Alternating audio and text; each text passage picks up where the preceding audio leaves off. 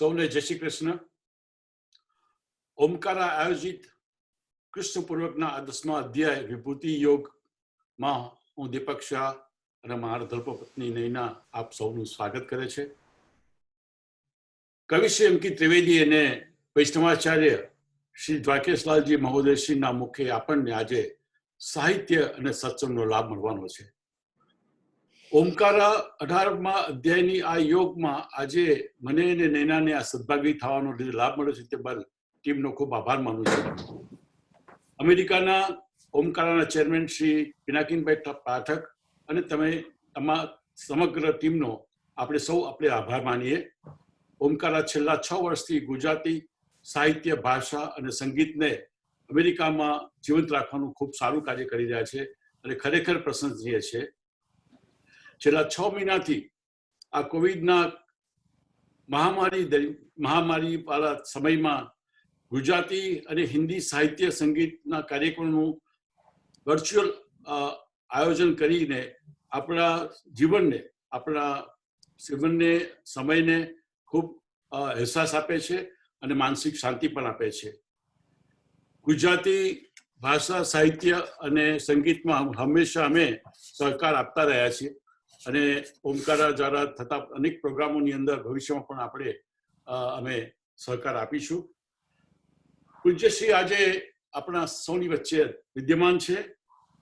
કહું તો કદાચ વિશેષ ન કહી શકાય, પણ આધ્યાત્મિક જગતના ગગનની અંદર અનેક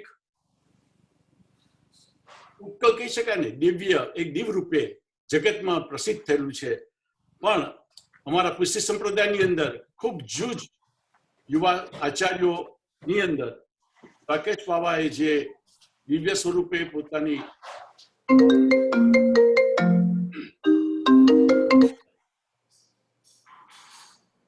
સમગ્ર વૈષ્ણવ સંપ્રદાય માટે જે સેવા આપી રહ્યા છે તે ખૂબ પ્રશંસનીય છે. જયશ્રી, આપને દંગત કરું છું.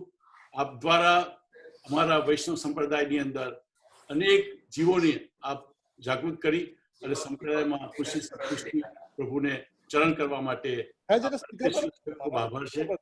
આપને વિનંતી કરું સૌને કારણ કે મને નથી દેખાતા એટલે ઓકે આપ અમને આપની આશીર્વાદ વાણીનો લાભ આપો. ધન્યવાદ.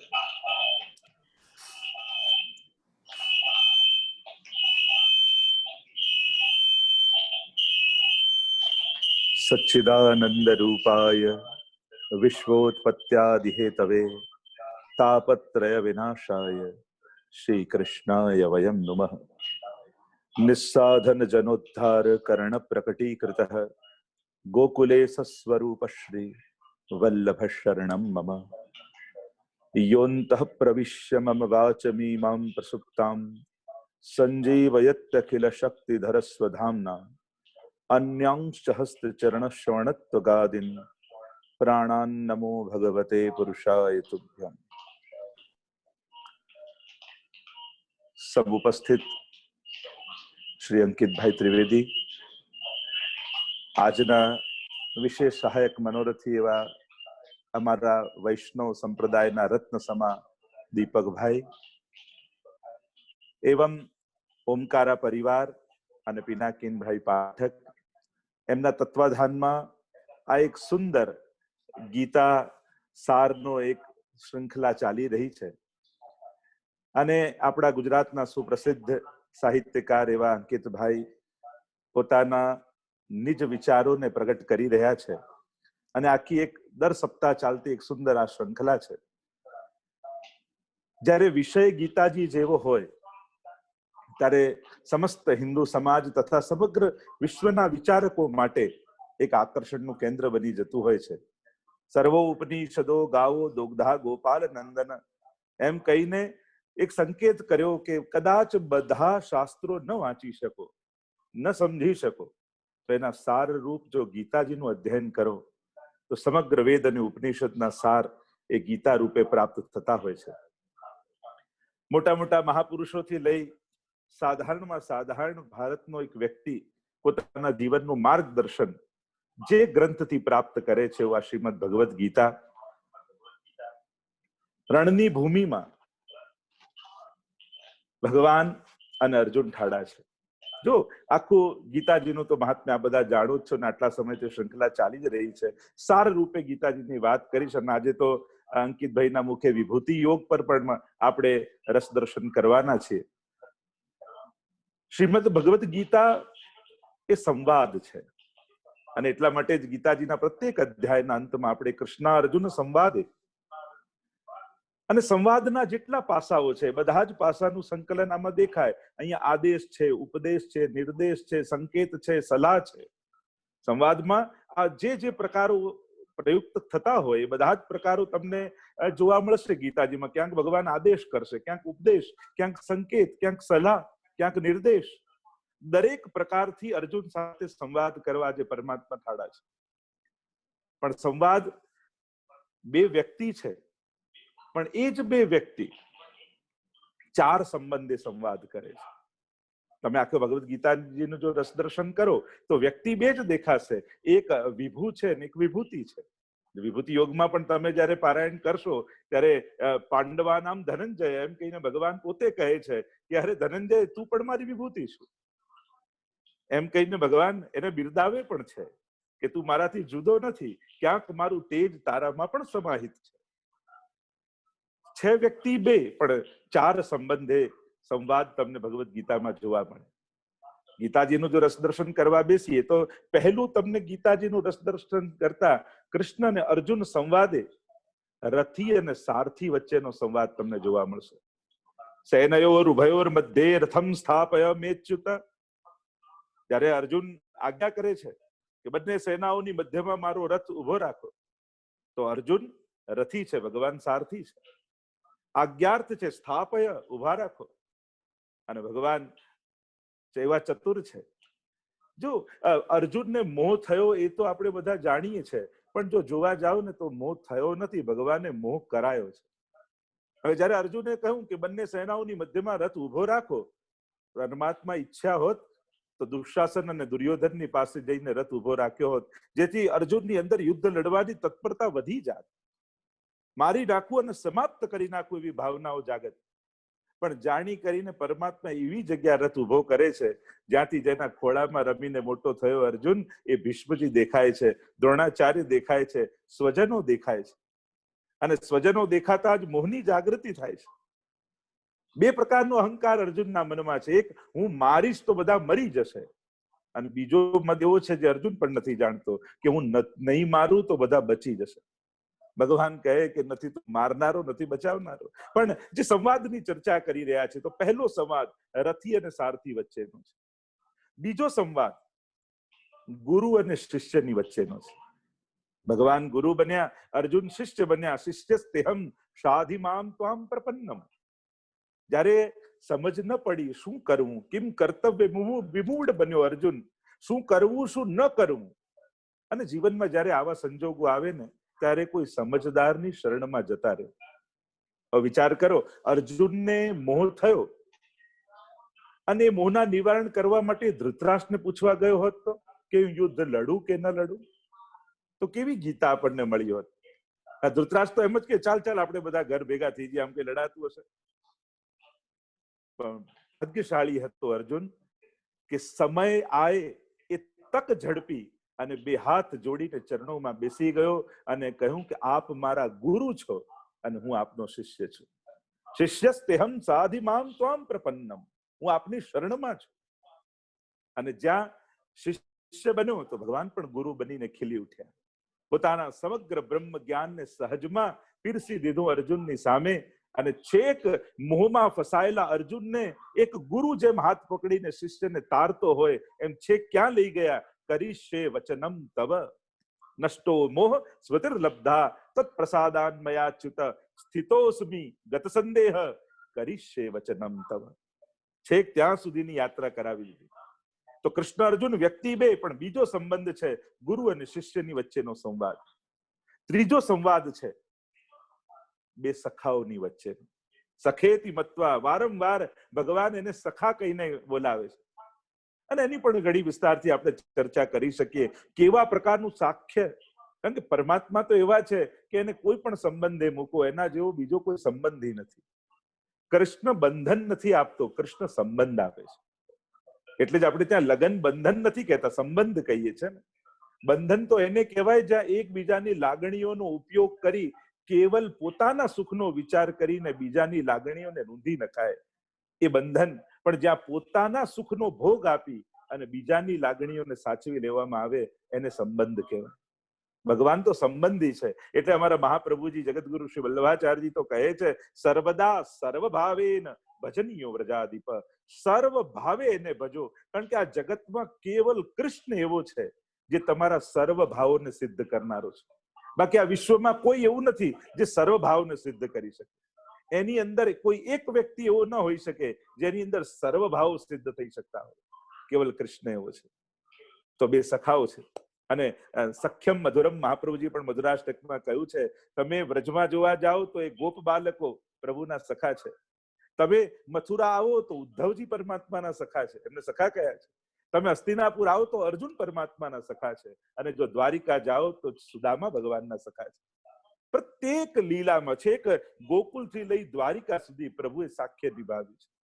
તો ત્રીજો સંવાદ બે સખાઓની વચ્ચે છે, અને ચોથો સંવાદ ભક્ત અને ભગવાનની વચ્ચેનો છે. અહમ પ્રભવ એમ કહીને પરમાત્મા કહેશે કે હું તો બધાનું મૂળ છું.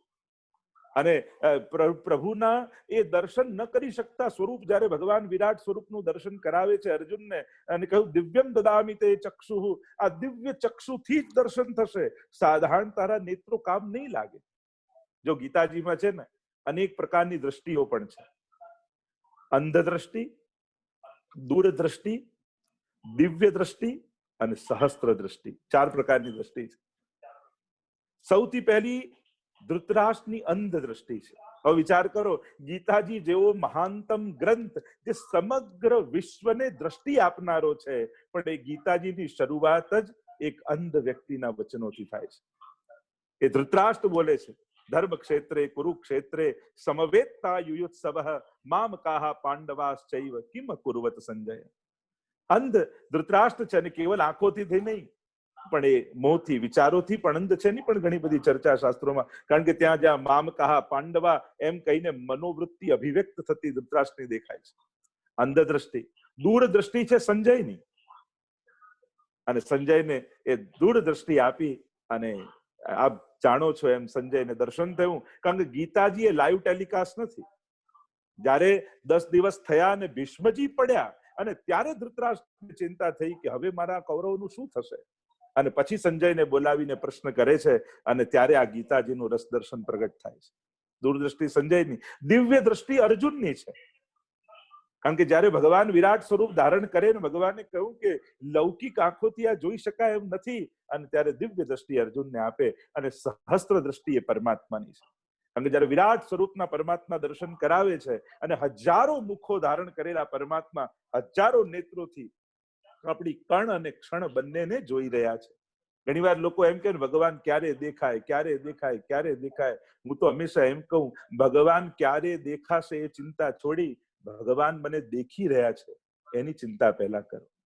એ ક્ષણે ક્ષણે કણે કણે મને જોઈ રહ્યો છે. અને જેને આ યાદ રહે ને કે ભગવાન જુએ છે, એને પાપ કરવાની હિંમત ન થાય. કારણ કે કોઈ નથી જોતું ત્યારે જ પાપ કરવાનું. કારણ કે ઘણીવાર અનુકૂળતાઓ બધી જ પાપની હોય. ક્યાંક વિચાર મનમાં એ આવે કે પ્રતિકૂળતાને કારણે તો આપણે પાપથી બચેલા નથી. મને તો ઘણીવાર એમ થાય, પરમાત્મા ઘણીવાર જીવના જીવનમાં પ્રતિકૂળતાઓ આપી કેટલા બધા પાપ કરતા માણસને રોકી દે છે. નહીં તો બધી અનુકૂળતા થાય ને પછી પાપ કરતા રોકાવું બહુ અઘરું હોય છે. એ તો જેના પર ગુરુની ને પ્રભુની કૃપા હોય એ અનુકૂળતાઓમાં પણ પુણ્યશાળી બની રહી શકે. બાકી અનુકૂળતાઓ પાપ તરફ માણસને પ્રેરતી હોય છે. તો આ 4 પ્રકારની દ્રષ્ટિ છે.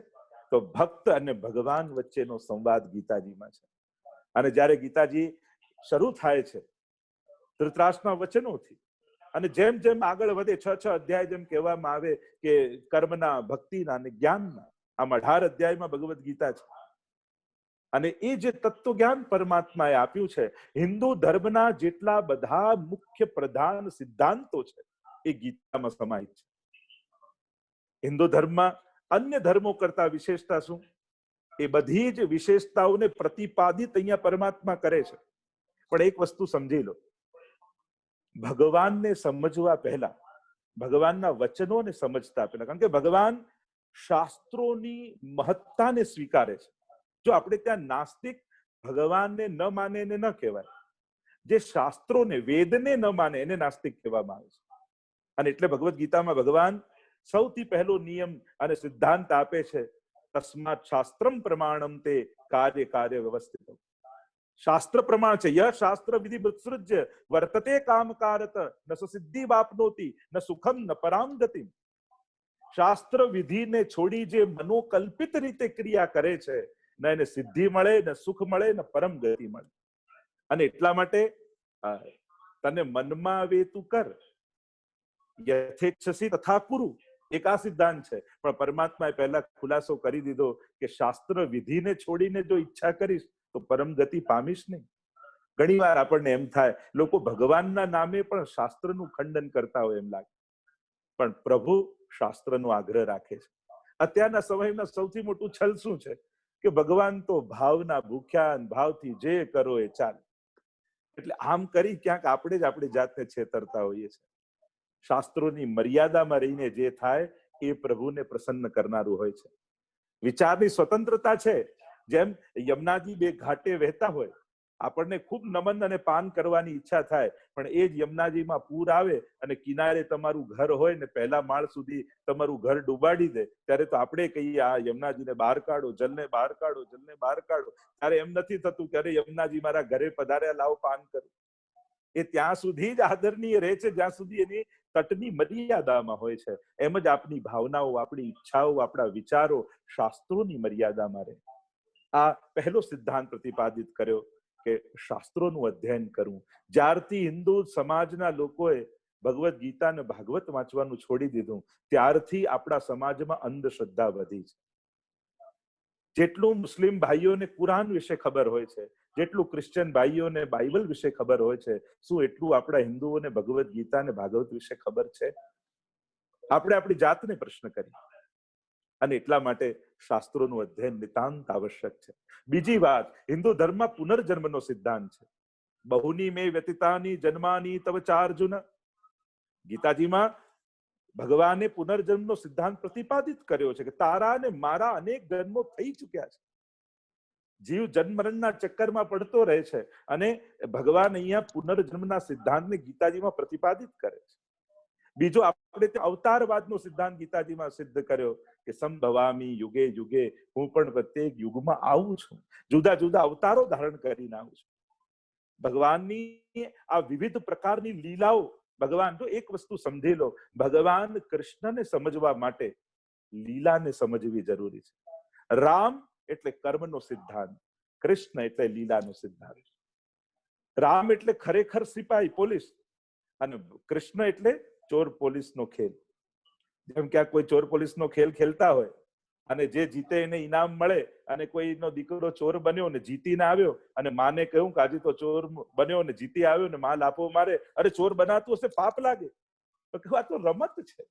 અને એટલા માટે કૃષ્ણની લીલાઓને કર્મના સિદ્ધાંતમાં જોવા જશો તો મૂંઝવાઈ જશો, ગૂંચવાઈ જશો, ઉલટાનો અભાવ લઈને આવશો. પણ ભગવાન સ્પષ્ટ ગીતાજીમાં કહે છે, જન્મ કર્મ ચમે દિવ્યમ, મારા જન્મ અને મારા કર્મ દિવ્ય છે, લૌકિક જેવા નથી. નમે કર્માણી લિંપંતી નમે કર્મ ફલે સ્પૃહા. સ્પષ્ટ ગીતાજીમાં ભગવાન કહે છે, હું કર્મ કરતો નથી ને કર્મને મને લેપતા નથી ને કર્મની મને ઈચ્છા નથી. કૃષ્ણ લીલા કરે છે. એક વસ્તુ સમજો, ભાગવતજીને સમજતા પહેલા, એના કૃષ્ણના ચરિત્રોને સમજતા પહેલા, જ્યાં સુધી કૃષ્ણને ભગવાન રૂપે નહીં સ્વીકારો ને ત્યાં સુધી તમે ભાગવતજીને પૂરો ન્યાય નહીં આપી શકો, ત્યાં સુધી ગીતાજીને પૂરો ન્યાય નહીં આપી શકો. કારણ કે તમે કર્મના સિદ્ધાંતોની ફ્રેમ લઈ એમાં કૃષ્ણનો ફોટો સેટ કરવા જશો ને તો એમાં કૃષ્ણ બંધ બેસતો નહીં આવે. કારણ કે ભગવાન સ્પષ્ટ ગીતાજીમાં કહે છે, હું કર્મથી પર છું, મને કર્મના સિદ્ધાંતો લાગતા નથી. અને એટલા માટે જ તો ભગવાનની લીલાના ગુણગાન આપણે કરીએ. જો કર્મના હિસાબે જોવા જઈએ તો ભગવાનની પ્રત્યેક લીલા કર્મના સિદ્ધાંતની વિરોધી છે. કર્મના સિદ્ધાંત પ્રમાણે કૃષ્ણના ચરિત્રનું મૂલ્યાંકન કરવા જાઓ તો તમને દરેક લીલામાં ભગવાને કરેલા પાપ અને અપરાધ દેખાશે. પણ આપણા માટે તો એ જ ગુણગાન છે. કોઈ કે હું કૃષ્ણના આજે ભજન ગાઈને આવે, ગુણગાન કરીને આવે, શું કે કાળા કાળા ચોરની મોહિની લાગી રે, અથવા માખન કે ચુરૈયા કી જે આપણે એમ બોલીએ. હવે તમે કોઈ માણસને ચોર કહો, એ ગુણગાન કહેવાય કે નિંદા કહેવાય? તમે એને કહો કે માખન કી ચોરૈયા અને ચોરી ચોરી માખન ખાઈ ગયો રે, એવા તો ભજનો ગાઈને આવો અને પાછો કહો છો ગુણગાન કરીને આયા. તો કોઈને ચોર કહેવો એ ગુણગાન છે કે નિંદા છે? ચોરી કર્મ રૂપે જેણે કરી હોય તો એ અપરાધ છે, નિંદા છે. પણ જેણે ચોરીની લીલા કરી હોય, ખેલ કર્યા હોય, એ એના ગુણગાન છે. એને તમે કાળિયા ઠાકુર કહો છો, તમે એની જે બોલાવો છો. કોઈને કોઈ કાળો વ્યક્તિ હોય એને કાળો કહો તો એની ગુણગાન કહેવાય કે નિંદા કહેવાય? પણ ભગવાનની આ લીલા છે, અલૌકિકતા છે. કોઈ લડતો લડતો રણ છોડીને ભાગી ગયો હોય તો એ ભાગેડું કહેવાય. અને તમે તો જઈને બોલો રણછોડ ભગવાન કી જય, દ્વારિકાનો નાથ મારો રાજા રણછોડ છે ને, એવા એવા તો ભજન ગાઓ છો. અને કોઈને રણ છોડીને ભાગી ગયો એવું કહો અને પાછા કહો હું ગુણગાન કરીને આવે. કર્મ હોત તો એ નિંદા કહેવાત, લીલા છે એટલે આ ગુણગાન છે. અને એટલા માટે કર્મનો સિદ્ધાંત અને લીલાનો સિદ્ધાંત આ બંને ભિન્ન છે. બ્રહ્મસૂત્ર લોકવત્તુ લીલા કૈવલ્યમ એમ કરીને આખો લીલાનો સિદ્ધાંત સમજાવે છે કે કૃષ્ણને સમજવા માટે લીલાનો સિદ્ધાંત સમજવો જરૂરી છે. કારણ કે સ્પષ્ટ ભગવદ્ ગીતામાં ભગવાને કહ્યું છે, મને કર્મ બાંધતા નથી ને મને કર્મની સ્પૃહા નથી. અને આમ ભગવાન કર્મના સિદ્ધાંત, ખરેખર ગીતાજીમાં કર્મના સિદ્ધાંતોના બંધન નથી બતાવ્યા, ખરેખર ગીતાજીમાં કર્મમાંથી છૂટવાની ચાવી બતાવી છે. અને કેવલ કર્મ સુધી પરમાત્મા નથી, એની આગળ જાય છે, પ્રકૃતિ સુધી જાય છે. કારણ કે જેવી પ્રકૃતિ છે એવા કર્મો માણસ કરે છે. અને એટલા માટે સાત્વિક, રાજસ, તામસ, જુદા જુદા પ્રકારની પ્રકૃતિ. તમને લાલ રંગ ગમે કેમ લાલ જ ગમે, તમને પીળો ગમે કેમ પીળો જ ગમે. જેવી તમારી પ્રકૃતિ એવી તમારી પસંદગી, એવી તમારી વૃત્તિ. એટલે ઘણીવાર લોકો કહે ને મન લગાડો, મન આ કરો, અને મનને નિગ્રહ કરવા માટે આ કરો. અરે મનને પકડાય નહીં. ચંચળતા એ તો મનનું સ્વાસ્થ્ય છે. સ્થિર મન તો બે જ જણાનું હોય, કાં કોઈ ડિપ્રેશનમાં હોય એનું, કાં કોઈ બહુ યોગી હોય એનું. સ્થિર મન તો એ ચંચળતા તો મનનું સ્વાસ્થ્ય છે કે હા અસ્વસ્થ મન છે. મૂળ વાત છે મનને સ્થિર કરવા માટે એને પકડવાની જરૂર નથી, એને સાત્વિક કરવાની જરૂર છે. મન જેટલું સાત્વિક થશે આપણે સ્થિર થઈ જશે. અને એટલા માટે ભગવાને મનના પણ જયારે ચંચલમ હિ મન કૃષ્ણ પ્રમાથી બલવદ દ્રઢમ અસ્યાહમ નિગ્રમ મન્યે વાયુરિવ સુદુષ્કરમ એમ ગીતાજીમાં જયારે અર્જુન પ્રશ્ન કરે છે અને ત્યારે ભગવાન એનો ઉત્તર આપે છે. અનેક અનેક ચર્ચાઓ ગીતાજીમાં તો કેવી સુંદર સુંદર પરમાત્મા ચર્ચાઓ કરતા કરતા અર્જુનને અને છેક લઈ જાય છે 18મા અધ્યાયમાં. અને ત્યાં અર્જુન બે હાથ જોડીને ચરણોમાં બેસી જાય છે. નષ્ટો મોહ સ્મૃતિર્લબ્ધા ત્વત્પ્રસાદાન મયાચ્યુત સ્થિતોસ્મિ ગત સંદેહ કરીશે વચનમ તવ. આપ કહેશો એમ કરીશ. ગીતાજીની વિશેષતા શું છે? આમાં ભગવાને યોગ, સાંખ્ય, ધ્યાન, કર્મ, ભક્તિ બધું જ સમજાવી દીધું, વૈવિધ્ય સમજાવ્યું. હા, પરાણે બધાને એક કરવા જઈએ છે ને એમાં જ મોટા ઝઘડા થાય છે. દુનિયામાં શાંતિ લાવવી હોય તો બધાને પરાણે એક કરવાની કોશિશ ન કરો. શાંતિ લાવવી હોય તો બીજાની વિવિધતાને સ્વીકારતા શીખો. જ્યારે બીજાનું વૈવિધ્ય સ્વીકારીશું આપણે જગતમાં શાંતિ આવશે. આ વિવિધતા છે, જેમ સંપ્રદાયો છે, આ જુદી જુદી એની પ્રણાલિકાઓ છે. આપણે બધા એટલી ખોટી સમજમાં જીવીએ છીએ કે આ બધા ભાગલા છે. નાના શાસ્ત્રો ભણ્યા નથી એટલે ભાગલા લાગે છે. આ બધી વ્યવસ્થા છે. તમારું એક ઘર હોય, એમાં રસોડું હોય, બેડરૂમ હોય, ડ્રોઈંગ રૂમ હોય, આ ઘરના ભાગલા ન કહેવાય, સારી રીતે જીવાય એની વ્યવસ્થા કહેવાય. એમ યુનિવર્સિટીમાં સાયન્સ ફેકલ્ટી, કોમર્સ, આર્ટ, આ ભાગલા યુનિવર્સિટીના ન કહેવાય. આ તો એક પદ્ધતિ કહેવાય અધ્યયનની. જેને જે ભણવું છે એ પ્રકારે એ ટીચર પાસે જાય, એ બુક વાંચે, એ કોલેજમાં એડમિશન લે, ત્યારે એ સાયન્સનો વિદ્યાર્થી થઈ શકે, ત્યારે આર્ટ્સનો થઈ શકે. સંપ્રદાયો પણ એ રીતે પોતાની પરંપરા લઈને આવ્યા. કારણ કે અત્યારના સમયમાં એક કરવાની ને બધું વૈવિધતાને બગાડવાની કોશિશ જે કરીને પરાણે એક કરવાની જે કોશિશ કરીએ છીએ એ સમાજ માટે વધારે ખતરનાક ઘણી વાર થઈ જાય. કારણ કે જયારે જેમ કથામાં બધા જુદા જુદા ઝોનમાં બેઠા હોય, તમે બધું છોડી નાખો તો એ વ્યવસ્થા એ સભા ટોળું બની જાય. અને જ્યારે સમાજની વ્યવસ્થાઓને તોડી દેશો અને ટોળું બનાવી દેશો ત્યારે એ ટોળું સમાજનો સર્વનાશ કરી નાખશે. કારણ કે ટોળા પાસે શક્તિ હશે પણ દિશા નહીં હોય, સમજ નહીં હોય. અને એટલા માટે હિન્દુ ધર્મને એટલી સુંદર વ્યવસ્થામાં આપણા આચાર્યોએ ગોઠવ્યો છે કે જેને જે આરાધન કરવું છે એ આરાધનના માર્ગે આગળ જતા જતા એ પોતાના ગંતવ્ય સુધી પહોંચી જાય છે.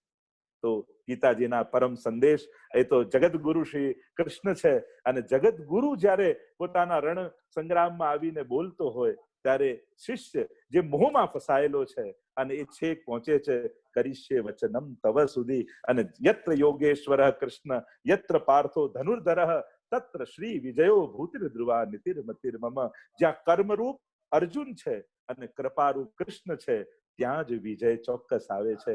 આપણા કર્મો એ તો પતંગ જેવા છે. કેટલું સારું પતંગ હોય, કેટલી સારી દોરી હોય, કેટલું મોટું ધાબુ હોય, પણ જો પવન ન હોય ને તો સારો પતંગ એ ચડે નહીં. અને જો પવન સારો હોય તો આપણા જેવા ફાટેલા પતંગો એ ચડી જાય. તો આ કૃપા કૃષ્ણની એ પવન જેવી છે જે સાધારણ જીવને પણ ઊંચાઈ સુધી લઈ જઈ શકે છે. અને આ રીતે ભગવાન અર્જુન એક મોહમાં ફસાયેલા સાધારણ જીવને આવી ઊંચાઈ સુધી, શરણાગતિની ઊંચાઈ સુધી લઈ જાય છે. એ વૈષ્ણવતાની ઊંચાઈ સુધી લઈ જાય છે. હું તો વૈષ્ણવતાને પણ માનવતાની સર્વોચ્ચ અવસ્થા માનું છું. બૌદ્ધિક, એની વૈચારિક અને આધ્યાત્મિક જ્યારે માનવતા એની સર્વોચ્ચ ઊંચાઈએ પહોંચે ત્યારે વૈષ્ણવતાનું રૂપ ધારણ કરી લેતી હોય છે. તો સમય પણ થવા આવ્યો છે. ખૂબ ખૂબ મારી શુભકામના પાઠવું છું આ અંકિતભાઈને કે આપની આ શૃંખલા આ રીતે જ પ્રભુના શંખનાદની જેમ ચોમેર ગુંજતી રહે અને ચારે તરફ એનો યશ અને એની સંદેશ પહોંચતા રહે. આજના વિશેષ અમારા મનોરથી દીપકભાઈને શુભકામના પાઠવું છું અને ખાસ ઓમકારા પરિવાર અને પાઠકજીને પણ ખૂબ ખૂબ આશીર્વાદ પાઠવી અને મારી વાણીને અહીં વિરામ આપું છું. અસ્તુ.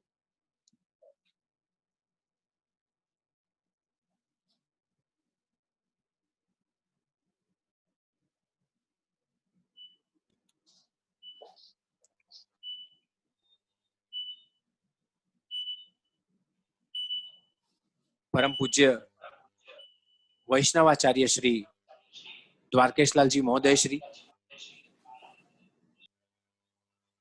ફેસબુકના માધ્યમથી ફોરમતા સૌ આત્મીય મિત્રો, ઝૂમ ઉપર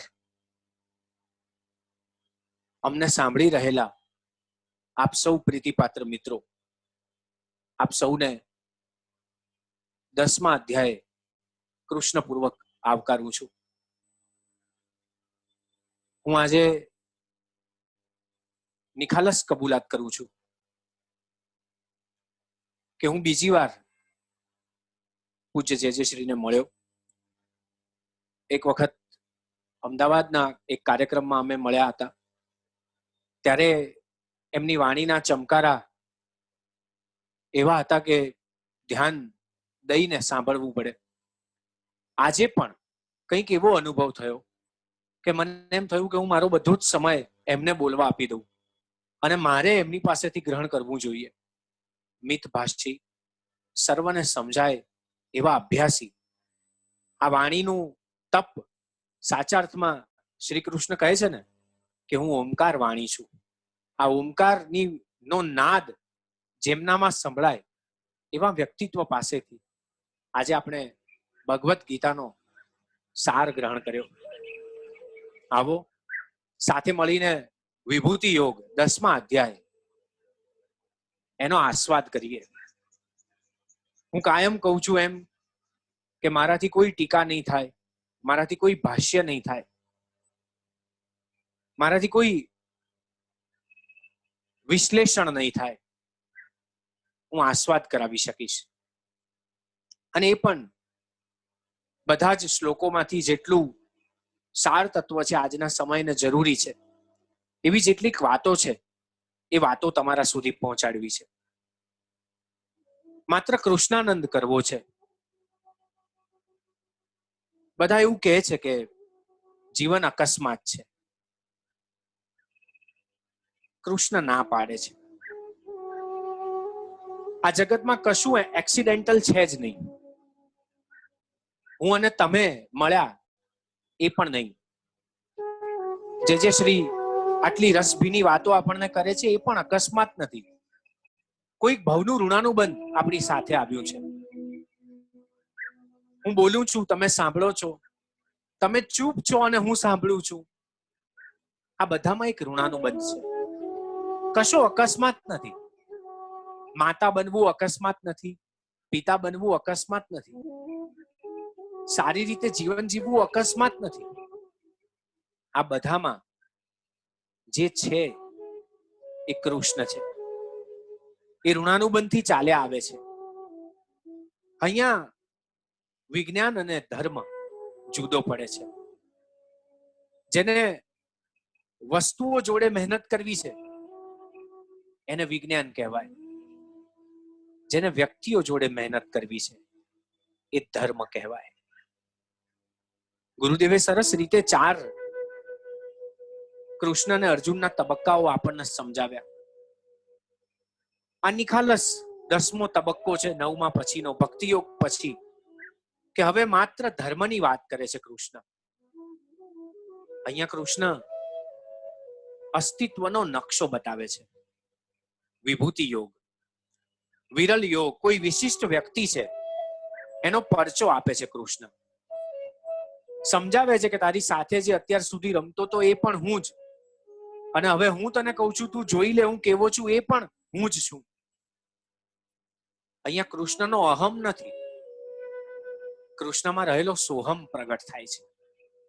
કૃષ્ણ સમજાવે છે કે દુનિયાવી લોકો માટે અહંકાર પણ અલંકાર જ છે. પણ અલંકાર વધારે પહેરીએ ને ત્યારે પછી માણસ પોતે પણ કદરૂપો લાગતો હોય છે. એને જેટલી જરૂરિયાત મુજબનો પહેરવાનો હોય ને એટલી જરૂરિયાત મુજબના પહેરાય એ જ સારા અલંકાર લાગે. અહંકારનું પણ એવું જ છે. જરૂરિયાત મુજબનો હોય ત્યાં સુધી બરાબર છે. અજવાળું આપે છે એમાં સૂર્ય છે, એમાં એનો અહંકાર નથી. એ દરેક જગ્યાએ પહોંચે છે. હવા છે એટલે આપણે શ્વસીએ છીએ, એમાં અહંકાર નથી. કૃષ્ણ આ બધું કહે છે, સરનામા સાથે બતાવે છે. એમ કહે છે કે મહર્ષિઓ અને મહાત્માઓને નથી ખબર એવી વાત, હે પરમ પ્રિય, હે પરમ સત્ય, હું તારી આગળ પ્રગટ કરવા માંગુ છું અર્જુન. અર્જુનને પરમ પ્રિય કહે છે. તું મને અતિશય વહાલો છે અર્જુન. જો આ દોસ્તીની એક મજા છે. આપણને આપણો દોસ્ત કેમ ગમે છે એવું આપણને કોઈ પૂછે તો આપણી પાસે બને ત્યાં સુધી કોઈ કારણ નથી હોતું, અને કારણ હોય એમાં એ કારણમાં અપેક્ષાઓ જ હોય, એમાં પડવા જેવું નથી હોતું. આપણને આપણો દોસ્ત ગમે છે એટલે ગમે છે, આપણને એની જોડે દોસ્તી થઈ છે એટલે થઈ છે. અહીંયા એમ કહે છે કે મને તું બહુ જ ગમે છે, પરમ પ્રિય છું, અને હું તને આ અસ્તિત્વનું પરમ સત્ય લાધે એના માટે હે અર્જુન તારી આંખો, તારા અસ્તિત્વને ઉઘાડું છું.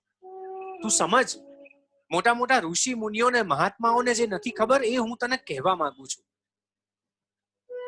એનો અર્થ એટલો જ, બહુ સરળતાથી વાત કરું. આપણે આંખથી જોઈએ છીએ ત્યારે આંખથી આગળનું જ દેખાય છે. આપણને આંખની પાછળનું દ્રશ્ય દેખાતું નથી. હજી સહેજ આગળ જઈને વાત કરું. આપણને આપણી જ આંખો દેખાતી નથી. આપણે આપણી આંખો જોવી હોય તો અરીસામાં જોવું પડે. અરીસામાં આપણી આંખો દેખાય એ આપણી જ આંખો નથી હોતી, આપણી આંખોનું પ્રતિબિંબ હોય છે. કૃષ્ણ અર્જુનને એમ કહેવા માંગે છે કે આ બધા મહાત્માઓમાં મારું પ્રતિબિંબ છે, તું સમજ. પણ હું તને સાચી દ્રષ્ટિ આપી અને અનુભવવા માંગુ છું આ અસ્તિત્વનો દારો મદાર જેની ઉપર છે એ વ્યક્તિ તારો સારથી છે કૃષ્ણ. અર્જુન તું સમજ એ વાતને. આખો સંવાદ શ્રદ્ધાનો સંવાદ છે. હું તમારી સાથે આ થોડીક મિનિટોમાં આ વિભૂતિ યોગને સમજાવવાનો પ્રયત્ન કરું છું. કૃષ્ણ અહીંયા આગળ ખંડ ખંડમાં, ટુકડા ટુકડામાં પોતાની જાતને વહેંચીને અર્જુનને દેખાડે છે. આખો ભાત રાંધીને આપ્યા પછી ભાતના દાણા દાણા છૂટા પાડીને કૃષ્ણને સમજાવે છે કે આ કયા ચોખા છે, આ કયા ચોખાની જાત છે, આ શું છે, આ ક્યાં ચોખ્ખા છે. અહીંયા કૃષ્ણત્વ પ્રગટ થાય છે. એ કહે છે કે નિશ્ચય કરવાની શક્તિ સાથે જે પ્રગટે છે ને તે હું છું. કૃષ્ણ કહે છે વિષ્ણુ પણ હું છું. વિષ્ણુ એટલે જીવન. જે જીવન છે, આપણા જીવનમાં જીવાય છે, જીવાતું જીવન છે, એ વિષ્ણુ સ્વરૂપ છે, એ હું છું. અને પછી કીધું શંકર પણ હું જ છું. વિષ્ણુ એ જીવનનું પ્રતીક છે અને શંકર આપણે ત્યાં મૃત્યુના સ્વામી તરીકે આપણે જોઈએ છીએ. મૃત્યુ એ જીવનનું અંત નથી. મૃત્યુ એ વિકાસનો એક તબક્કો છે. આવું જે સમજાવે છે તે કૃષ્ણ છે. તમે જુઓ, આપણે ત્યાં વિરોધી શબ્દો છે ને, એને આપણે 12મો ચંદ્રમાં જ ગણીએ છીએ. જીવન એટલે મૃત્યુ એની સામે જ હોય. કૃષ્ણ એમ કહે છે કે જીવન તો હું છું જ, મૃત્યુ પણ હું છું. અને આ બંને એક જ છે. તું જન્મ્યો એ દિવસે મૃત્યુ નિશ્ચિત હતું અને તું મૃત્યુ પામીશ એ દિવસે પણ જન્મ નિશ્ચિત છે. એટલે હે અર્જુન, તું જેને રેખા માને છે એને હું બિંદુ ગણું છું. આપણે ત્યાં આમ પણ વિજ્ઞાનનો નિયમ છે કે નાના નાના નાના બિંદુઓ જોડીએ ત્યારે એક મોટી રેખા થાય. અને આજ દિવસ સુધી વિજ્ઞાને શોધ્યું છે કે રેખાને સીધી કહેતા જ નથી. કોઈ લીટી સીધી છે જ નહીં. તમે ત્યાંથી દોરવાની શરૂ કરો અને હું એ જ દોરેલી લીટી અહીંયા સુધી લાવું અને આપણે એ લીટી પૂર્ણ કરીએ ત્યારે એ વર્તુળ બનશે, પૃથ્વીનું વર્તુળ. એ સીધી લીટી નથી. વાસ્તવિકતા એ છે, કૃષ્ણ એમ કહેવા માંગે છે કે મૃત્યુ એ પણ શાશ્વત છે અને જન્મ એ પણ શાશ્વત છે. ત્યાં ક્યાંય પૂર્ણતા છે જ નહીં, સંપૂર્ણતા છે. અને તું એ સંપૂર્ણતાની નિશ્ચલતા મારા ઉપર રાખ અર્જુન. મને સમજ, હું તને કશું કહેવા માંગુ છું. આપોઆપ કૃષ્ણ પોતાનું હૃદય ઉઘાડે છે અર્જુન આગળ. અને વિધિની વક્રતા જુઓ. કૌરવો પાસે કૃષ્ણની સેના છે અને પાંડવો પાસે એકલા કૃષ્ણ છે. આ મહાભારતનું યુદ્ધ જગતનું પહેલું એવું ન સમજાય એવું યુદ્ધ છે. એના પછીના બધા યુદ્ધો ભૂલાઈ જાય. આપણી માનસ છબી ઉપર આજે પણ મહાભારતનું યુદ્ધ કેમ આજની તારીખમાં પણ એટલું જ અંકિત થયેલું છે? કારણ કે એમાં ઝીણામાં ઝીણો ઝઘડો પણ છે. ખબર જ નથી કે સામે કોણ છે ને પાસે કોણ છે. કોણ ક્યારે થઈ જશે કોના એ પણ ખબર નથી. સામે સેના કૃષ્ણની લડે છે અને કૃષ્ણ પાંડવો પાસે છે.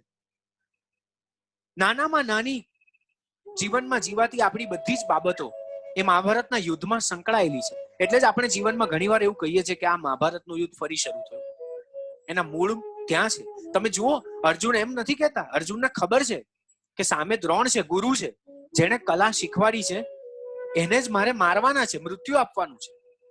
અને એમાંય મારે કલાવંત થવાનું છે. કેવી રીતે પૂરું કરવું? કૃષ્ણ અહીંયા ચાર્જરની ભૂમિકા ભજવે છે. અહીંયા આગળ કૃષ્ણ મિડાસ ટચ સાથે અનુભવાય છે.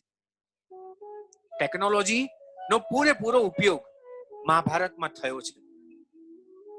જીવન સાચું અને મૃત્યુ ખરાબ, એ વાત બિલકુલ ખોટી છે અર્જુન. તું સમજી લે, જીવન પણ હું જ છું અને મૃત્યુ પણ હું જ છું. તું એવું સહેજ પણ ના વિચારીશ કે આ બધું તારા દ્વારા થઈ રહ્યું છે. અર્જુન, તું એમ વિચાર કે આ બધું તને યશ મળે ને એના માટે હું કરી રહ્યો છું.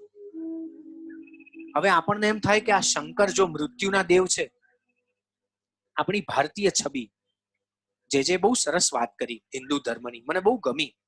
બહુ ઓછા વ્યક્તિત્વો પાસે હિન્દુ ધર્મ શબ્દ અત્તરની જેમ ફોરમતો હોય અને છતાંય શાશ્વત લાગે. અત્તરની તો મર્યાદા પણ છે, ક્યારેક દુર્ગંધમાં પરિણમે, પણ જે વિશેષતા સાથે પ્રગટ થાય એ હિન્દુ ધર્મ છે. એનો મહિમા જુદો છે, જુદો નથી, અદકેરો છે. આપણે શંકરને મૃત્યુના દેવ તરીકે જોયા, વિસર્જનની ક્ષણોમાં અનુભવ્યા, પણ એ શંકર પાસે છે તો તાંડવનું નૃત્ય. એ શંકર કરે છે તો સાવ જુદી વાત. શિવોહમ જુદો અનુભવ છે. અહીંયા શ્રી કૃષ્ણ કહે છે કે શંકર પણ હું છું, મૃત્યુ પણ હું છું. અને પછી ધીરે ધીરે ધીરે ધીરે અર્જુનને ખંડ ખંડ ખંડમાં રહેલા કૃષ્ણત્વનો અનુભવ કરાવે છે.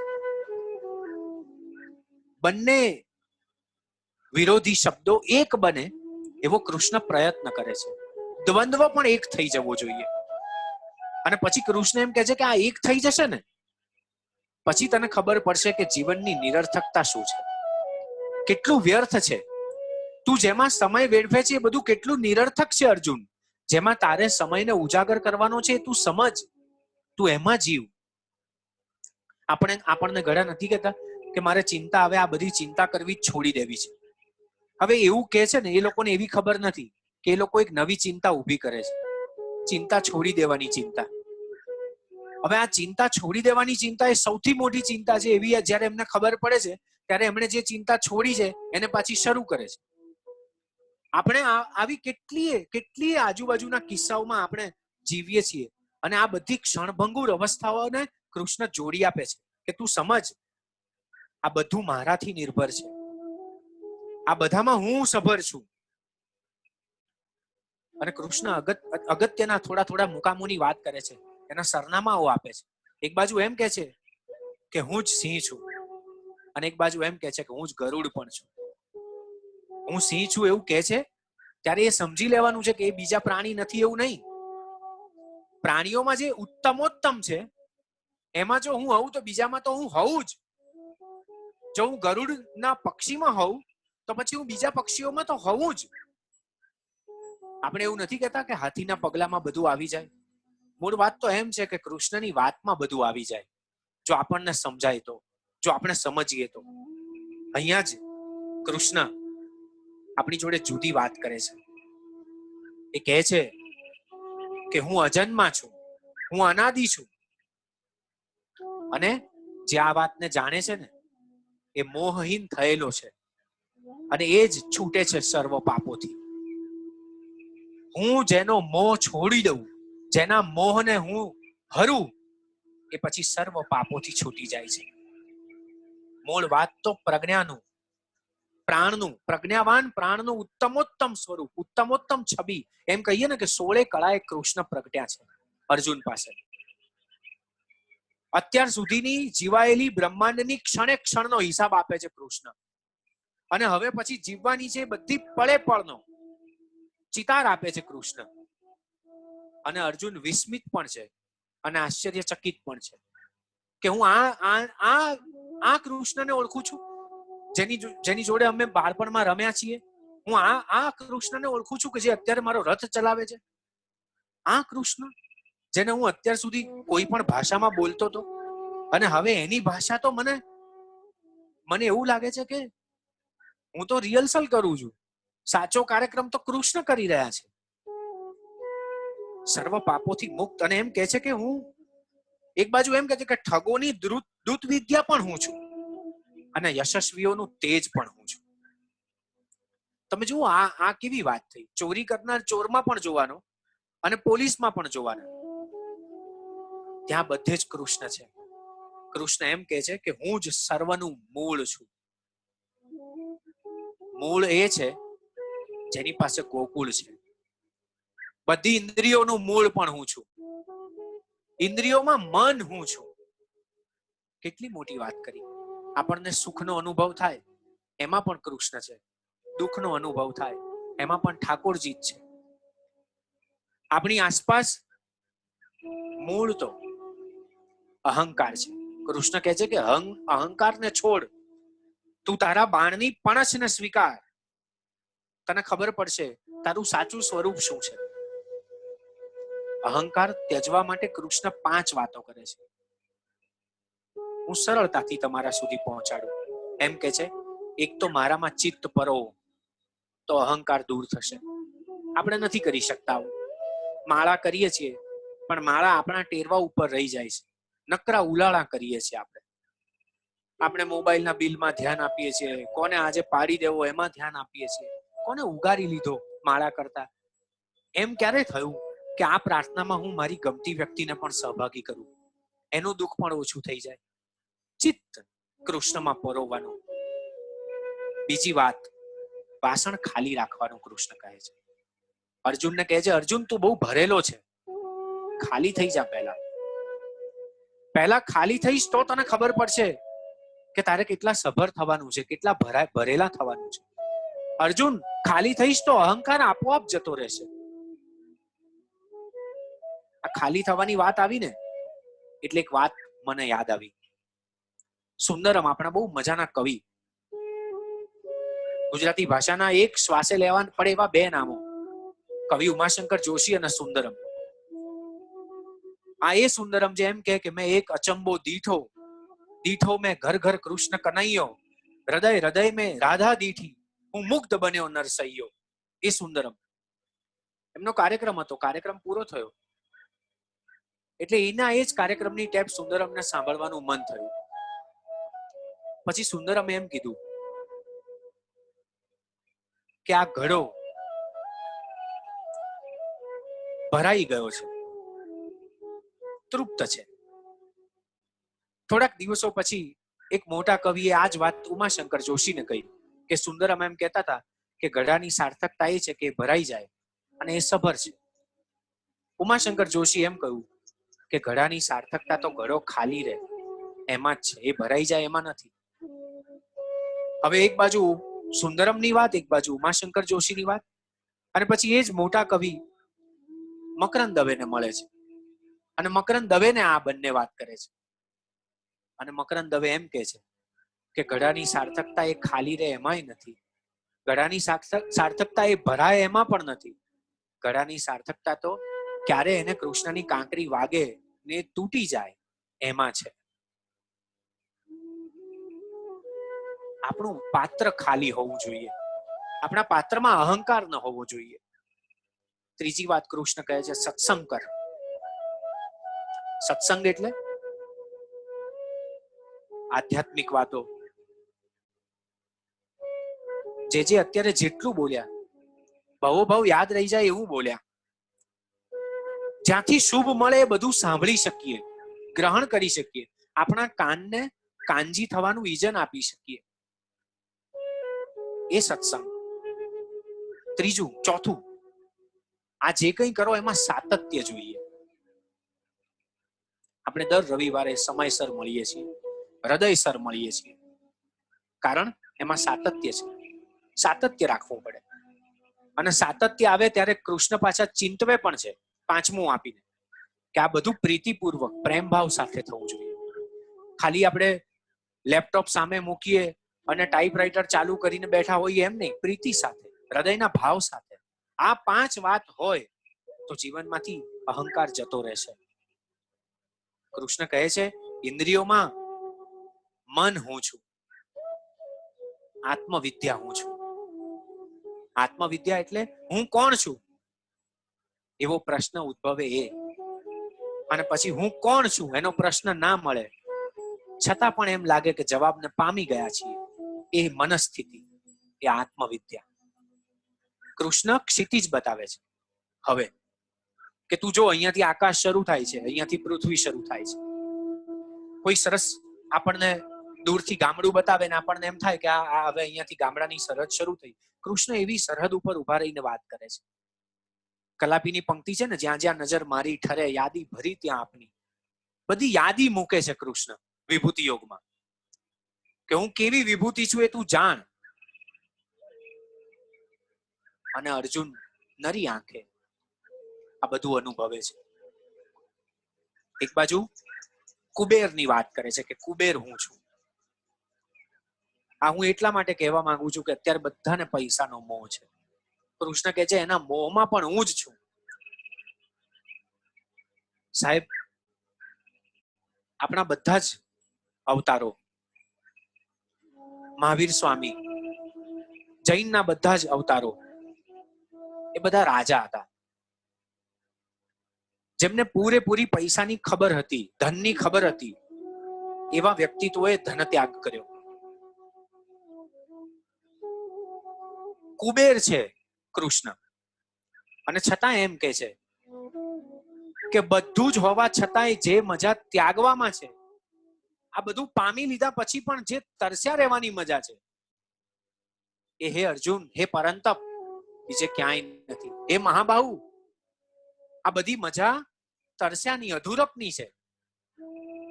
અને હું પૂરેપૂરો ભરાયેલો છું અને તને કહું છું અધૂરપનો મહિમા.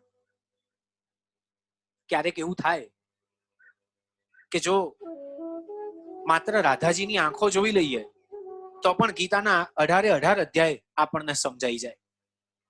પણ સાચું કહું, હું મંદિરમાં જઉં છું તો રાધાજીની આંખો જોઈ શકતો જ નથી, એમનું મુખારવિંદ જોવાતું જ નથી. એમના ચરણો ઉપર જ બધું ઝૂકી જવાય છે, નમી જાય છે. આંખો તો કૃષ્ણ સાથે મિલાવવાની હોય, મજા તો એ નટખટ સાથેની હોય. જે કહ્યું ને, એને કોઈ પણ નામે બોલાવીએ, એની લીલા છે, એની મજા છે. કૃષ્ણ લીલા છે અને આપણે સૂકા છીએ. આટલી ખબર પડે પછી આપણને જે ભીના થવાની ખબર પડવી જોઈએ, એ સરહદ શરૂ થાય ત્યાં વિભૂતિ યોગની શરૂઆત છે, ઉદય છે. કૃષ્ણ કહે છે કે હું તને ભીનો બનાવવા, લીલા કરવા આવ્યો છું, અને તું આટલો બધો સૂકો છું. તું સમજ મારી લીલાને, તું અનુભવ મને. તમે જુઓ, આપણે ઘણીવાર નથી કહેતા કે આ પિક્ચરની ટિકિટ લઈને થિયેટરમાં જઈએ, અથવા તો હવે નેટફ્લિક્સ કે બધા ઉપર જોઈએ, અથવા તો ચેનલ સબસ્ક્રાઇબ કરીએ અને પછી પૂરેપૂરી જોઈએ. કેમ? તો કે આપણે પૈસા આપ્યા છે, આપણે સબસ્ક્રાઇબ કર્યું છે, હવે પૂરેપૂરી. આપણને મજા ન આવતી હોય તોય આપણે પૈસા આપ્યા ને એટલે કરવાનું છે. કૃષ્ણ એવું કહે છે કે તારી મજાને અકબંધ રાખ. તને જેમાં મજા ન પડે એમાં તું મને અનુભવ. તારી ઉદાસીમાં હું છું અને તારા ઉન્માદમાં પણ હું છું. તારી વ્યથામાં હું છું અને તારા વહાલમાં પણ હું છું. કૃષ્ણ કેટલું બધું સહૃદયતાથી અર્જુનને કહે છે ઓમકાર હું છું. ઓમ 3 અક્ષર અને કાર એક જ, ઓમકાર નાદ એક જ, નાભીમાંથી નીકળે એ. કૃષ્ણ એમ કહે છે કે આ બ્રહ્માંડનો જે શાશ્વત લય છે, તમે જોજો, લોકડાઉનમાં મેં અનુભવ્યું. એટલો સન્નાટો હતો, એટલો ખાલીપો હતો આજુબાજુ. તમને સાંભળી શકો એવી વ્યવસ્થા કૃષ્ણએ કરી આપેલી. પણ કેટલાએ સાંભળ્યા પોતાની જાતને, કેટલાએ સાંભળી, કેટલાક અકળાઈ ગયા કે આટલા બધા દિવસ, અને કેટલાક બહુ શાંત થઈ ગયા. પોતાની જ ધરતીને ફરીથી ખેડી, ક્ષેત્ર, અને ફરીથી ઉગાડ્યા પોતાની જાતમાં. હું મારા અનુભવની વાત કરું, મને એ સન્નાટો નહોતો લાગ્યો, મને એમાં ઓમકાર જ સંભળાતો હતો. હું અનુભવતો હતો કે કશુંક છે, હું ફીલ અનુભવું છું આજે પણ. આ બધું એટલા માટે થાય, કૃષ્ણ કહે છે કે હું વેદ છું, સામવેદ, હું ઓમકાર છું. અને આ બધું આવ્યા પછી ખબર પડવી જોઈએ કે ક્યારે જવું, ક્યારે જતા રહેવું, છોડતા આવડવું જોઈએ. પિક્ચર ખરાબ હતું અને આપણે પૈસા ખર્ચાતા એટલે બેસી જ રહેવું એવું જરૂરી નથી. આપણે ત્યાંથી ઉઠતા આવડવું જોઈએ. આપણો નિરક્ષીર વિવેક કામ આવવો જોઈએ કે અહીંયાથી કોઈકની નિંદા શરૂ થઈ, આપણે અહીંયાથી આપણા કાન ભલે ખુલ્લા હોય પણ બંધ કરી દેવાના છે, અહીંયા નથી વાપરવાનું. કૃષ્ણ પાસેથી આ સમ્યક દ્રષ્ટિ કેળવવાની છે બધાએ. હું તમારી સાથે છું. સિગમન્ડ ફ્રોઈડ, વીજળીની શોધ થઈ અને વીજળીની શોધ થયા પછી એના ઘરે મિત્ર રહેવા આવ્યા. એ વીજળી જોઈને આશ્ચર્યચકિત. એ દિવસોમાં તો નવી વીજળી શરૂ થયેલી, બલ્બ નવો આવેલો, એટલો બધો આશ્ચર્યચકિત. પછી એનો મિત્ર એવું કહી ન શક્યો રાત્રે ઊંઘતી વખતે કે આ બંધ કેવી રીતે કરવી. શરમમાં પૂછી ન શક્યો. એને એમ થયું કે હું ક્યાં પૂછું, આ તો થઈ જશે કોઈ બી રીતે બંધ. એનો જે મહેમાન કક્ષ હતો એમાં એ ગયો ને પછી એને આ લાઈટ જોઈ, એને ફૂંક મારી, બીજું બધું કર્યું, પણ આ તો બલ્બ ઓલવાય એમ કેવી રીતે, સ્વિચ વગર બંધ થાય.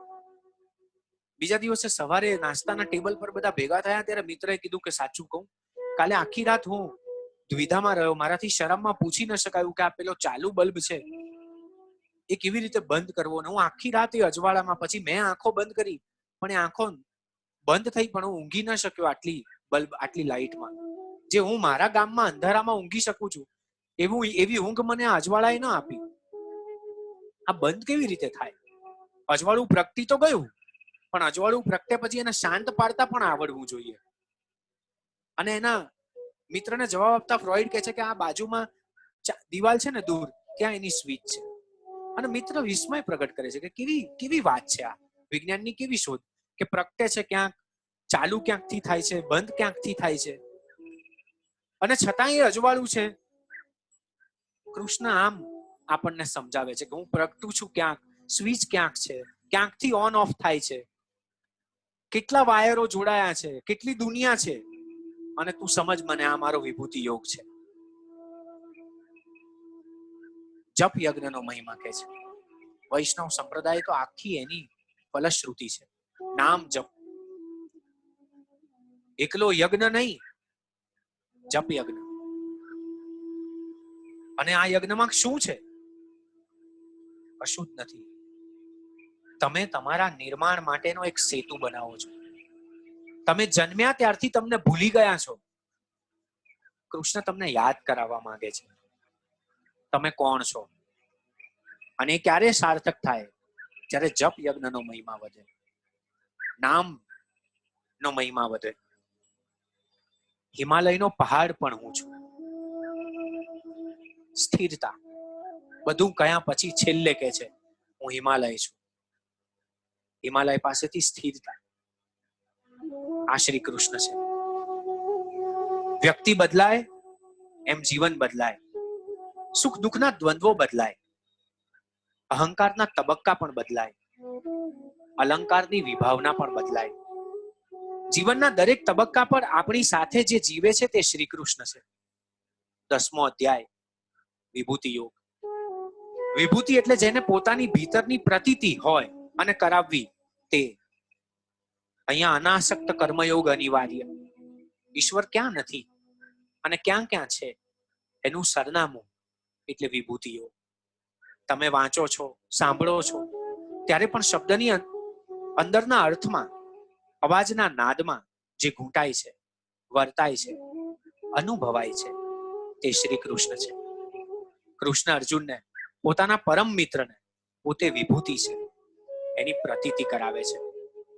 વસુદેવ દેવકીને ખોળે જન્મ થયો એ તો નિમિત્ત. બાકી આ દેહધારી કૃષ્ણ સિવાય પણ સગુણ અને નિર્ગુણમાં એમનું સમત્વ છે. એ અજન્મા છે, પરમેશ્વર છે. અર્જુન ધીરે ધીરે સંશયમાંથી બહાર નીકળવાનો પ્રયત્ન કરે છે અને કૃષ્ણ ફરીથી એના સંશયને દૂર કરવાનો યત્ન પણ કરે છે.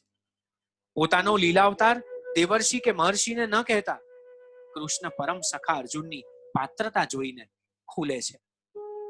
અગાઉના અધ્યાયમાં મરણના સ્મરણની વાત કરી. હવે વિભૂતિની વિરલતા અને વિશિષ્ટતાની વાત આવે છે. જે આવા વિભૂતિ તત્વમાં લીન રહે છે એની પાસે ઈશ્વરની સમદ્રષ્ટિ છે. અર્જુન પાસે પ્રશ્ન પૂછવાની હિંમત આવી છે. ફરીને વિભૂતિ યોગને પામવાની વાત કરે છે અર્જુન. કેવી રીતે ધ્યાન ધરવું કૃષ્ણનું એવા પ્રશ્નો પૂછે છે. અર્જુન પર બાજેલી લીલને દલીલ વગર સીધું સોંસરવું શ્રી કૃષ્ણ કહે છે. નાના બાળકને અક્ષરો ઘૂંટાવીએ, ચમચીથી ધીરે ધીરે પાણી પીવડાવીએ, એમ શ્રી કૃષ્ણ અર્જુનને વિભૂતિ યોગ સમજાવે છે. ચરમાં, અચરમાં, માતા પિતામાં, ગુરુમાં અને પછી સમગ્ર સૃષ્ટિમાં વ્યાપેલા પરમેશ્વરને શ્રી કૃષ્ણ ઓળખાવે છે. પોતાના પ્રતિબિંબો પ્રકૃતિની જન્મ મરણની લીલા સાથે કેવા વણાયેલા છે એના ઉદાહરણ આપે છે. સૂર્ય, ગંગા, પવન, છંદમાં ગાયત્રી, સામવેદ, અગ્નિ, ગાય, ઘોડો, સિંહ, વાઘ, શંકર, કુબેર, પર્વતો, સમુદ્રો, વૃક્ષ, વજ્ર, ગરુડ, કાગડો, જ્ઞાન, વિજ્ઞાન, વૈરાગ, સંબંધો, નરથી વાનર સુધીની સમગ્ર યાત્રા વિરાટમાં, સૂક્ષ્મમાં, જન્મ પહેલાના અને પછીના કાળમાં જોઈ અને જાણી શકાય, વિચારી શકાય, વિસારી શકાય, શૂન્ય થઈ શકાય એવી બધી જ અવસ્થાઓમાં શ્રી કૃષ્ણ છે. રામમાં પણ અને રાવણમાં પણ. અહીંયા ઓળખાણથી આત્મીયતા સુધી, પરિચયથી પ્રતીતિ સુધી, વ્યક્તિથી અનુભૂતિ સુધી પૂર્ણ પુરુષોત્તમ શ્રી કૃષ્ણ વિભૂતિ યોગનો 10મ સ્કંદ માંડે છે. આવિષ્કારની વાત કરે છે. અનાદિ અને અનંત સાથે, સ્થિતિ અને ઉપસ્થિતિ સાથે, સંહાર અને સર્જન સાથે, દેહાંત અને વેદાંત સાથે સંકળાયેલા શ્રી કૃષ્ણ અર્જુન આગળ, અર્જુનની ભીતર ઉઘડે છે. અર્જુનને સમત્વ બુદ્ધિ વિશે ફરીને સમજાવે છે. પોતે અભેદ છે, કરુણાસભર છે, બધા માટે એમના દ્વાર ખુલ્લા છે, એનું આત્મભાન કરાવે છે, પોતે સત્ય છે. એનાથી અર્જુનને સભાન કરે છે. વિભૂતિ યોગ એટલે અસત્યમાંથી સત્ય તરફ જવું. તે આગળના 9 અધ્યાયનો એક નાનકડો સૂર આ 10મા અધ્યાયના સ્વરાંકનમાં સંભળાય છે. 11મા અધ્યાયના વિશ્વરૂપ દર્શન યોગનો આ અધ્યાય જાણે કે ગણેશ પાઠ છે. કૃષ્ણ વિભૂતિ યોગ દ્વારા એ જ અનુભૂતિ કરાવે છે કે એ સૌના છે, આપણા પણ છે. એટલા જ આપણને ન ગમતાના પણ છે. સામેનો કિનારો સામેનાને સારો લાગે, આપણને આપણો કિનારો સારો લાગે, પણ કૃષ્ણ માટે તો બધા જ કિનારા સરખા છે. કણ કણમાં, ક્ષણમાં, તત્ક્ષણમાં, વાતાવરણમાં, અંતઃકરણમાં વસે છે, સત્યમાં શ્વસે છે. એટલે રાવણમાંથી પણ શુભ શોધી શકે છે અને રામમાંથી પણ મંગલ શોધી શકે છે. અવતાર નિરાકારમાંથી આકાર પામે છે, કારણ કે આપણી અનુભૂતિને હંમેશા સાક્ષીઓને નરી આંખે જોવાની ટેવ પડી હોય છે.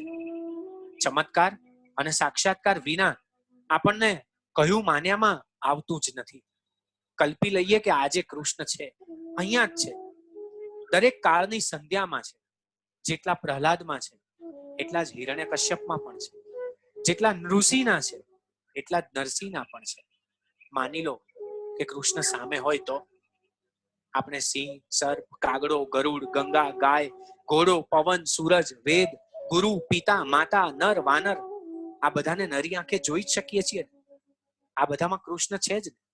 પછી આપણને કયા સ્વરૂપની જરૂર પડે કૃષ્ણના? ફરી પાછા સમદ્રષ્ટિ પર આવવું પડે. દ્રષ્ટિમાં સમતા કેળવાશે, દરેક માટે સરખો ભાવ કેળવાશે, ત્યારે વિભૂતિને બહાર અને અંદર સાચા અર્થમાં અનુભવતા થઈશું. આપણે મોબાઈલના સ્ક્રીન ઉપર સર્ચ કે રિસર્ચ કર્યા વિના આપણા શરીરને આત્મા જોડે અલગ છતાં લગોલગ રાખીને અનુભવી શકીશું. ગીતાના અધ્યાયનું સરળીકરણ સાંભળીને કૃષ્ણ નજીક ન અનુભવાય તો જ નવાય. ઘોંઘાટમાં પણ એમનો જ ઘાટ છે, રાગ પણ એ જ છે, ખટરાગ પણ એ જ છે. આ બંને પછી પ્રગટતો અનુરાગ પણ કૃષ્ણ જ છે. વિભૂતિ એટલે આપણી ભક્તિએ સ્થાપેલી, આપણને ગમતી સ્ફૂર્તિ, મૂર્તિ, આપણી ચેતનામાં વ્યાપેલી સ્ફૂર્તિ, જેનો વિચાર માત્ર આપણી ભીતર યુદ્ધને શાંત કરીને આપણને શુદ્ધ કરે છે અને જીવન જીવવા તરફ પ્રેરે છે. મિત્રો, આજનો આ વિભૂતિ યોગ અહીંયા પૂર્ણ કરવો છે ત્યારે મિનેશભાઈ, સંદીપ પ્રજાપતિ, ઓમકારાની ટીમ, પિનાકીન પાઠક, તુષાર પટેલ, નિશિલ પરીખ, દીપક ત્રિવેદી, કલ્પના મહેતા, આ બધા માટે પણ સમદ્રષ્ટિ જ છે. જીવનમાં યુદ્ધ કરવું પણ પાંડવોના પક્ષે રહીને કરવું, અને પછી એવું થાય કે યુદ્ધ પણ શુદ્ધ થઈ જાય. પછી આપણો સારથી એવો કૃષ્ણ લાગે કે આપણી પાસે ગાંડીવ ન હોય, આપણી પાસે એવું અર્જુન પણ હોય કે જ્યાં શસ્ત્રોની જરૂર ન પડે, શાસ્ત્રોથી જ કામ પૂરું થઈ જાય. આજે વૈષ્ણવાચાર્ય શ્રી દ્વારકેશલાલજી મહોદય પધાર્યા. એમની ઉપસ્થિતિ, એમની પ્રસન્ન કરવાણી, હૃદયથી નીકળેલી સરવાણી બધાએ અનુભવી. આ પણ અકસ્માત નહોતો, ઋણાનુબંધનો અસ્કયામત હતો એમ સમજુ છું. અને આમ ને આમ, આવું ને આવું એમનું વહાલ વરસતું રહે એવી પરમ કૃપાળુ પરમાત્માના ચરણોમાં, ઠાકોરજીના ચરણોમાં પ્રાર્થના કરું છું. આપ સૌ મને લાઈવ જોઈ રહ્યા છો, ઝૂમ પર સાંભળી રહ્યા છો, ત્યારે બે નાનકડી વાત કરવી ઘટે. 10મો અધ્યાય છે, 9.1 ઉપર આપણે આવી ગયા છે, અડધાથી 1 ઉપર છીએ આપણે. એટલે હવે વિરહ પણ શરૂ થવાનો અને મિલન પણ શાશ્વત રહેવાનું. ત્યારે થોડીક વાતો, થોડોક નાતો પ્રગટ કરવો છે. આ સમય મહામારીનો છે, આપણે બધા જ જાણીએ છીએ, પણ આ સમય ખરાબ જ છે એવું સમજીને એને જીવ્યા કરતા આ સમયમાં બહુ ઉત્તમ થઈ શકે એમ છે. એવું અનુભવીને જીવવાનો આપણે સાથે મળીને પ્રયત્ન કરવો જોઈએ. બધું કૃષ્ણ ઉપર છોડ્યું છે તો કૃષ્ણએ જે છોડ્યું છે એની ઉપર પણ ભરોસો રાખીએ.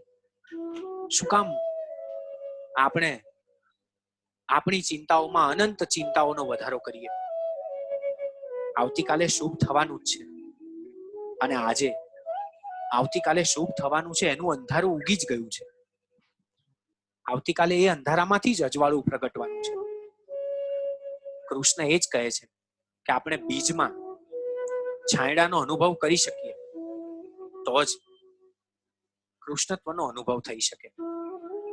મિત્રો, આપ સૌને નમ્ર વિનંતી, આપ સૌની આસપાસના મિત્રોને આ હવે પછીના અધ્યાયોની જાણ કરજો. ખાસ બની શકે તો ઝૂમ ઉપર જોડાજો, જેથી કરીને વ્યાપક સ્વરૂપમાં, વ્યાપક પ્રમાણમાં આપણે બધા જ સાથે મળીને કૃષ્ણ તત્વ વિશે આનંદ કરી શકીએ.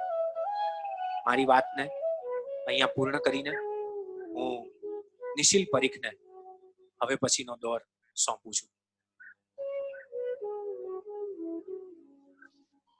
સૌને જય શ્રી કૃષ્ણ. ઓમકારા આયોજિત કૃષ્ણ પૂર્વકના આ 10મા અધ્યાય વિભૂતિ યોગમાં આજે વૈષ્ણવાચાર્ય પરમ પૂજ્ય દ્વારકેશલાલજી મહોદય શ્રીની ઉપસ્થિતિમાં એમની સરળ ભાષામાં અને જેમ કવિ અંકિત ત્રિવેદીએ કહ્યું કે મિતભાષી એવા પૂજ્ય જેજેને ટીમ ઓમકારાના ચેરમેન શ્રી પિનાકીન પાઠક અને અમારી સમસ્ત ટીમ ડોક્ટર તુષાર પટેલ, દીપકભાઈ ત્રિવેદી, કલ્પના મહેતા વતી હું શાશ્વત દંડવત કરું છું. પ્રણામ જે. આજના અમારા પર્વમાં યુગલ સ્વરૂપ એવા પરમ વૈષ્ણવ શ્રી દીપકભાઈ અને નૈનાબેનનો પણ અંતરપૂર્વક આભાર માનીએ છીએ. આ 10મા અધ્યાય સુધીની આ યાત્રામાં જે પીઠબળ રહ્યા છે એવા કવિ શ્રી અંકિત ત્રિવેદીને પણ અમારા કૃષ્ણપૂર્વક અને હૃદયપૂર્વક આભાર છે. મિત્રો, આ યાત્રામાં આપ સૌ અમારી સાથે આવી રીતે જોડાશો. દર રવિવારે સવારે 11:30 વાગે અમે સૌ આપની ઉપેક્ષામાં રહીશું. એ સાથે ફરીથી પૂજ્ય જેજેને અમારા વંદન અને ખૂબ ખૂબ આભાર. જય શ્રી કૃષ્ણ.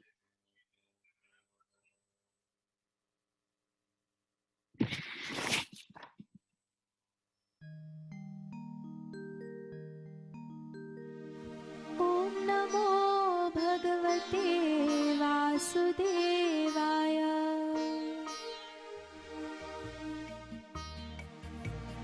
अथ 10मोऽध्यायः। श्रीभगवानुवाच भूय एव महाबाहो शृणु मे परमं वचः यत्तेऽहं प्रीयमाणाय वक्ष्यामि